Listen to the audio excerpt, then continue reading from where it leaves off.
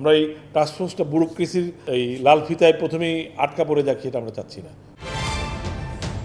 বাংলাদেশে ব্যবসা ও বিনিয়োগ বাড়াতে চান ভারতীয় ব্যবসায়ীরা।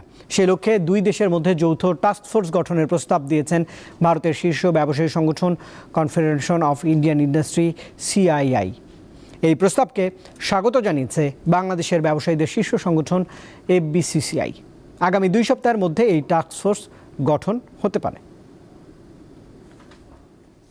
বর্তমানে বাংলাদেশ ভারত দ্বিপক্ষীয় বাণিজ্যের পরিমাণ প্রায় $12 বিলিয়ন।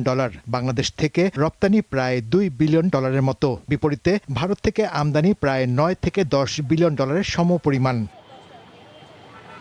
এই অবস্থায় দুই দেশের ব্যবসায়িক সম্পর্ক আরও গতিশীল করতে সম্প্রতি স্বাস্থ্য, প্রযুক্তি, অবকাঠামো ও সৌরশক্তি খাতে দুটি নতুন বিজনেস টু বিজনেস যৌথ টাস্কফোর্স গঠনের প্রস্তাব দেওয়া হয়েছে।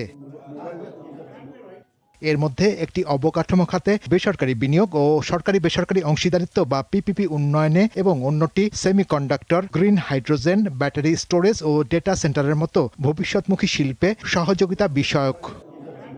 সম্প্রতি FBCCI কার্যালয়ে দ্বিপাক্ষিক বৈঠকে এসব বিষয়ে আলোচনা হয়, যা নিয়ে ইতিবাচক মনোভাব দেখান এই ব্যবসায়ী নেতা। AI ইন্ডাস্ট্রি, সেমিকন্ডাক্টর, তারা এরকম 7-8টা ইন্ডাস্ট্রির কথা বলেছেন।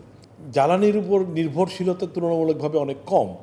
এরকম যদি ইনভেস্টমেন্টের খাতগুলি আমরা বের করতে পারি, তাহলেও কিন্তু আমাদের দেশি বিদেশি বিনিয়োগ আহরণ করা এবং তার মাধ্যমে কর্মসংস্থান সৃষ্টি করা এবং সেটাকে অর্থনীতিকে সচল রাখার ক্ষেত্রে গুরুত্বপূর্ণ ভূমিকা পালন করবে। তিনি আরও বলেন, কিভাবে উভয় দেশের ব্যবসায়ীদের মধ্যে আস্থা বাড়ানো যায় সেটি নিয়েও কাজ করতে হবে।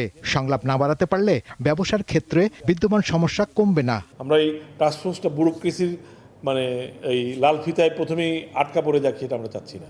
অনেস্টলি আমরা দুই পক্ষে আলোচনা করেছি যে আমরা সরকারের কাছে এই আবেদনটা জানাবো, যাতে টাস্কফোর্সটা একেবারেই B2B টাস্কফোর্স হয়। টাইম ফ্রেমটা দেওয়া একটু দূরও, বাট যদি এটা B2B হয় তাহলে মোটেও খুব বেশি সময় লাগবে না, 2 সপ্তাহের ভিতরেও করা সম্ভব হতে পারে। এছাড়া বাংলাদেশ ভারতের মধ্যকার বাণিজ্যে অশুল্ক বাধা, ভিসা প্রাপ্তি নিয়ে জটিলতা দূর করার বিষয়েও আলোচনা হয়েছে বলে জানিয়েছে FBCCI। শাহরিয়ার ইমন, দীপ্ত সংবাদ, ঢাকা।